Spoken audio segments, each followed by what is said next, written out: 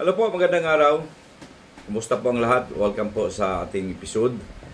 Hindi pa po maliwanag, sabi ni General Torre, kung siya po ba ay tinanggal sa PNP or inalis lamang po sa kanyang posisyon.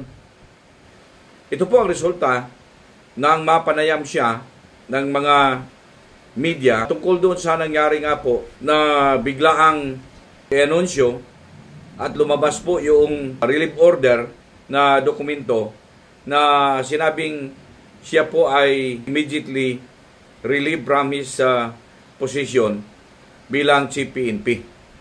Kung matatandaan pa natin mga kababayan, August 25, lumabas umaga yung mismong dokumento at ikinalat po ito sa media, even sa social media, na siya po ay tanggal na bilang Chief PNP.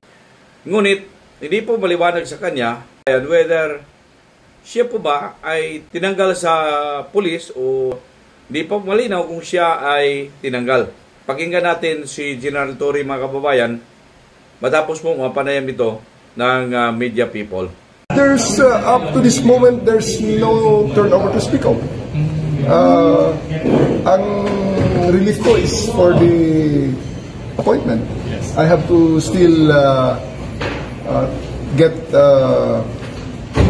guidance whether I'm fired from the PNP so that I will lose my 4-star general. And that's quite a different thing. No. Kasi out of the service na yung ibig sabihin, sir. Ano ibig sabihin, sir? I'm still a policeman with a 4-star general rank. Yan.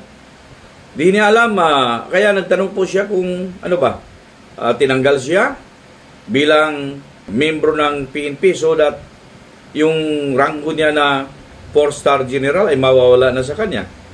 But hanggat hindi po siya tinanggal as a PNP member, sinabi po niya na yung 4-star general rank ay mariritin pa rin sa kanya. And so, if this is the case mga kababayan, tama po yung lumabas na balita na si General Nartates ay hindi po maangat ang kanyang ranggo po na maging 4-star general.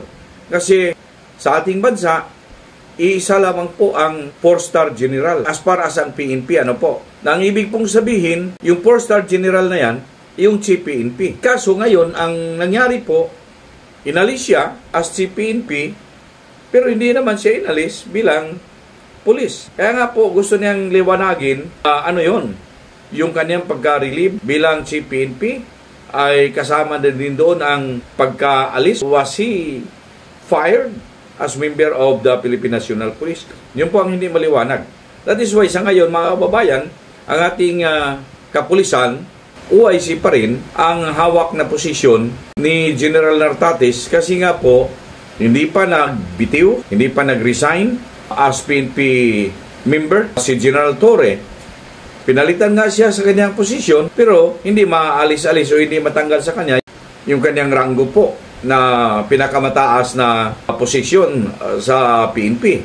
Ano po? Hindi ba ito magiging precedent sa susunod na panahon mga kaibigan? Kasi nga po existing ang 4-star general nandiyan naman, ngunit hindi siya umahawak ng posisyon bilang pinuno at pinakamataas na opisyal ng Philippine National Police. After nga po nung ma-relieve ito, sabi nga po ni Secretary John B. Cremolya ng DILG ay hindi po pagkaunawaan nila mga kaibigan doon sa protocol diyan po sa kanilang organisasyon. Ano po? General Torre goes beyond what is allowed for him na gumawa po ng mahakbang, especially yung paglilipat po ng kanyang mga tauhan.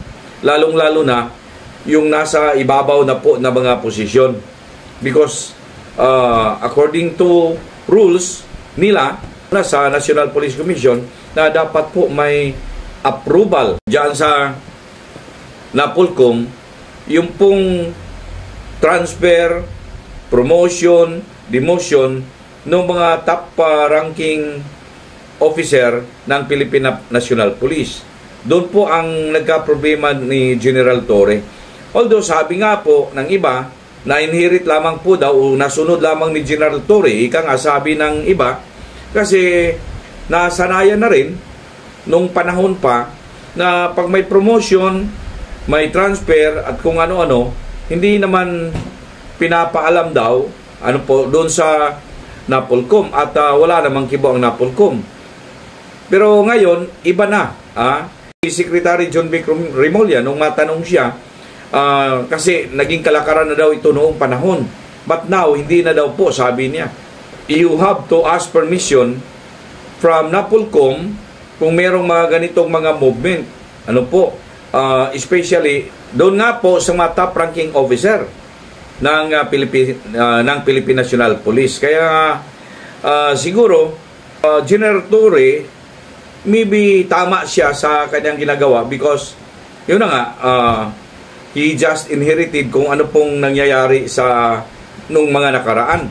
Pero wala tayong magawa.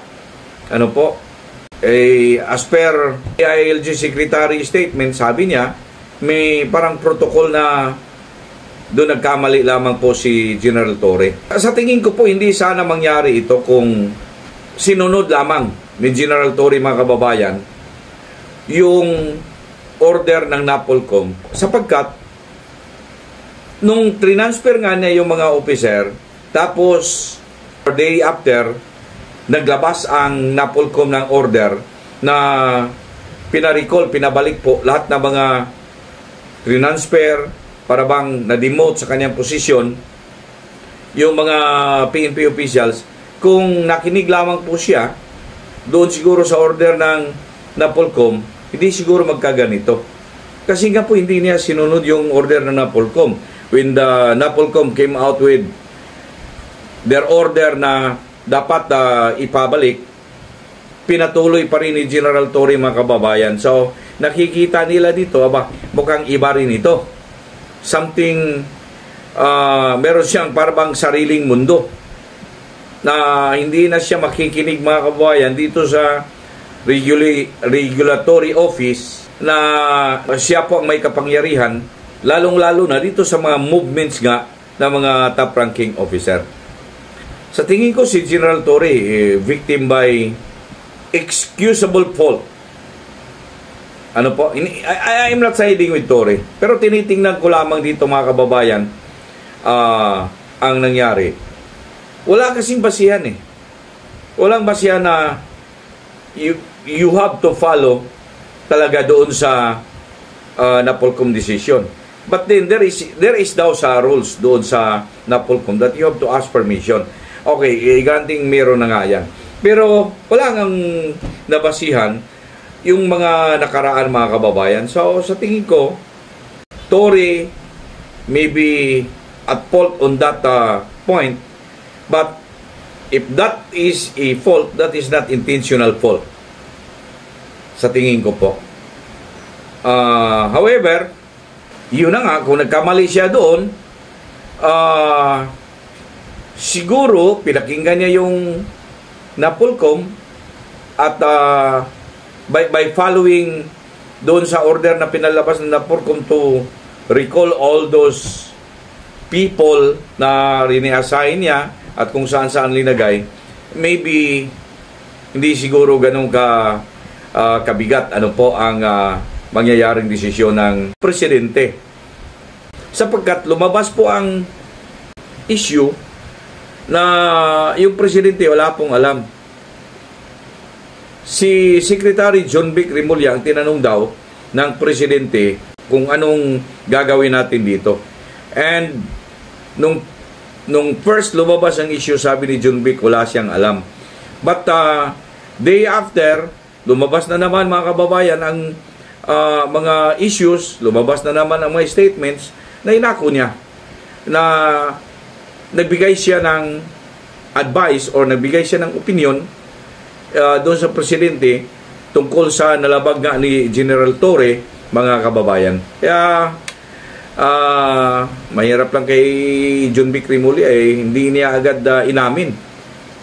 Diba? Dapat inamin agad niya na I recommended the president na dapat ganito kasi nga po parang hard-headed siya, matigas ang ulo, hindi nakinig.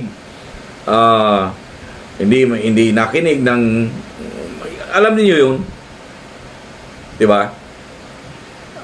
Kaya ganito ang nangyari mga kababayan kay General Torre. But then again, uulitin po natin, sabi ni General Torre, he is not fired. Therefore, naiwan pa sa kanya ang 4-star general. At wala pa po siyang balak na magre-retire.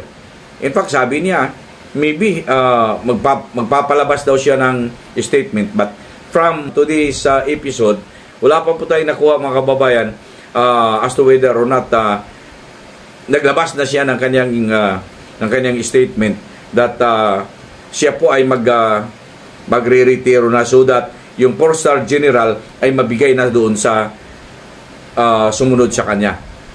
Ibig po sabihin doon kay General Nartates na siya pong tagapangalaga ngayon as OIC bilang PNP chief mga kababayan.